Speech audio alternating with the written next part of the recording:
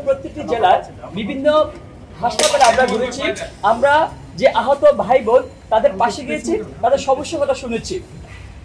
কিন্তু একটা দুঃখজনক বিষয় হচ্ছে, যাদের ত্যাগের বিনিময়ে আজকের এই স্বাধীনতা, আসলে এটা আমাদের জন্য ব্যর্থতার বিষয়। আমরা সঠিক সময়ে তাদের পাশে দাঁড়াতে পারি নাই। আমরা একই সাথে আমরা এটা আন্তরিকভাবে দুঃখ প্রকাশ করছি।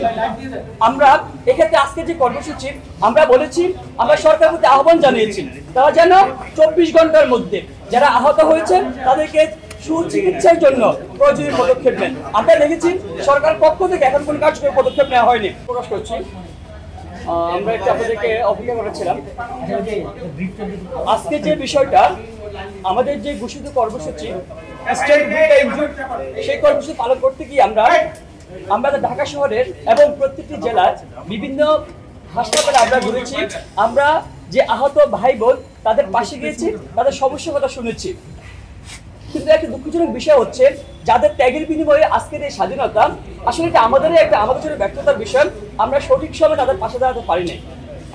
আমরা একই সাথে আমরা এটা আন্তরিকভাবে দুঃখ প্রকাশ করছি।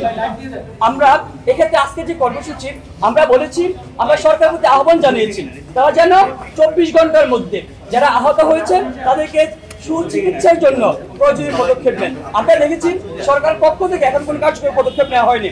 আমরা বলেছি যে সমস্ত পাবলিক এবং প্রাইভেট হাসপাতালগুলো আছে সেখানে অতি দ্রুত পদক্ষেপ নিয়ে 24 ঘন্টার মধ্যে আন্তর্জাতিক মানের সহায়তা নিশ্চিত করতে। আরেকটা বিষয় আমরা উল্লেখ করছি, সেটা হচ্ছে আমরা আজকে ঢাকা শহর, ঢাকা মেডিকেল কলেজ এবং বার্ন ইউনিট এবং আমরা ধানমন্ডি, বীরপুর বলেন, আমরা মুগদা মেডিকেল কলেজে গিয়েছি। সেখানে গিয়ে আমরা যে যত উপযুক্ত সুচিকিৎসা দেওয়া দরকার সেটা আমরা পাই নাই। আমরা অতি সত্বর এই সুচিকিৎসা নিশ্চিত করার জন্য সরকারের প্রতি আহ্বান জানাচ্ছি। আরেকটা বিষয় আমরা উল্লেখ করতে চাই, সারা দেশে সমন্বয়কদের নাম নিয়ে অনেক অপকর্ম করে বেড়াচ্ছে। আমরা সাংবাদিক ভাইদেরকে আহ্বান জানাই, আপনারা তাদের তালিকা আমাদেরকে দেন, তাদের তথ্য আমাদেরকে দেন। আমরা অতি শীঘ্রই আমাদের কেন্দ্র থেকে পদক্ষেপ নিব এবং তাদের বিরুদ্ধে আইনি ব্যবস্থা গ্রহণ করব।